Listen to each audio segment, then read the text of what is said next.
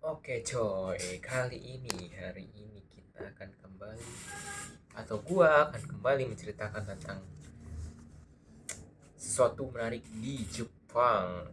Jadi kemarin-kemarin kan gue cerita soal yokai. Yokai itu ya kayak makhluk-makhluk mitologi lah, bisa dibilang makhluk mitologinya Jepang, yang mana itu bisa berasal dari cerita rakyat dan ya cerita-cerita tentang mitos-mitos makhluk-makhluk mitologi yang ada di Jepang. Nah, tapi hari ini gue akan menceritakan tentang sesuatu yang ya serem bisa dibilang, tapi bukan yokai, yaitu yurei.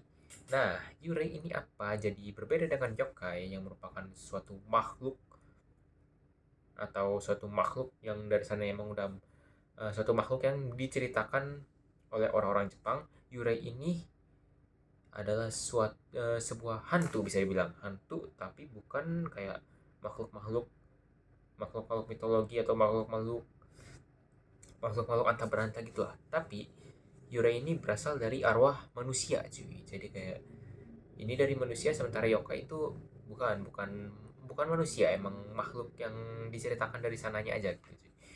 Sementara Yurei adalah seorang atau sebuah arwah gentayangan, bisa kita bilang arwah gentayangan atau arwah penasaran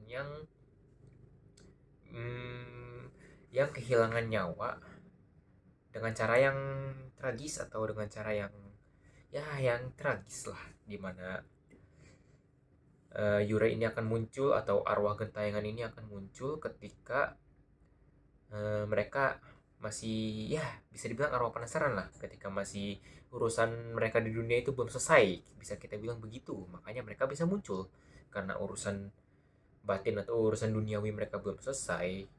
Jadi mereka muncullah Yurei ini cuy, itu arwah gentayangan atau arwah penasaran atau arwah yang ingin balas dendam gitu kan atas apa yang terjadi di dunia.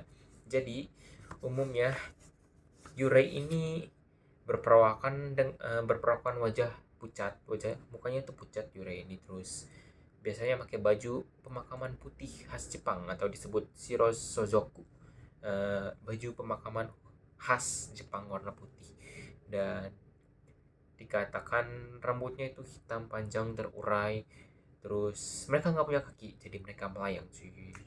Agak sih serem ya, arwah ya, namanya juga arwah, dan terkadang mereka ditemani oleh hitodama atau bola api yang melayang cuy. Ya, nah, Yurei ini juga memiliki beberapa jenis. Maksudnya apa? Maksudnya ada arwah yang gentayangan, ada arwah penendam atau arwah yang muncul karena punya rasa dendam, itu disebut onryo. Jadi mereka muncul kalau mereka punya dendam, entah mereka di bun-bun atau di pokoknya ada untuk mungkin mereka sakit hati selama di dunia, terus ya pokoknya mereka dendam dan menjadi sebuah arwah yang bernama onryo.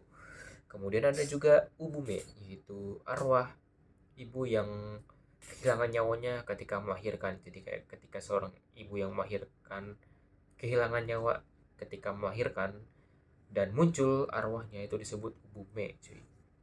Kemudian ada juga funayurei atau arwah penasaran yang berada di laut, spesifik di laut funayurei ya.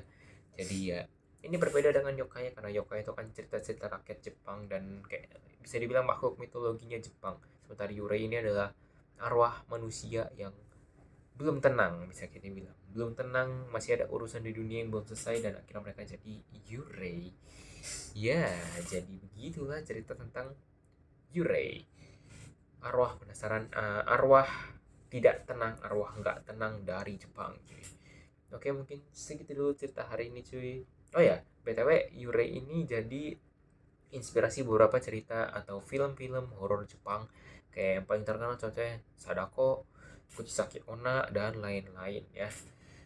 Nah, ya jadi Yurei itu ya inspirasi buat cerita-cerita horor-horor hantu-hantu di Jepang sih. Ini dari Yurei ini cuy. Karena kan misal Kuchisake Onna yang tau nggak yang mulutnya robek gitu kan, kayak ada cerita tragisnya, terus ada ceritanya lah, terus dia akhirnya jadi hantu dan gangguin manusia, bisa kita bilang ya. Itulah Yurei cuy, arwah yang belum tenang dari Jepang. Oke, mungkin segitu dulu cerita hari ini. Kurang lebihnya mohon maaf. Terima kasih yang udah nonton. Kalau ada kurang lebihnya mohon maaf. Sekian sih. Ketemu besok ya. Bye bye.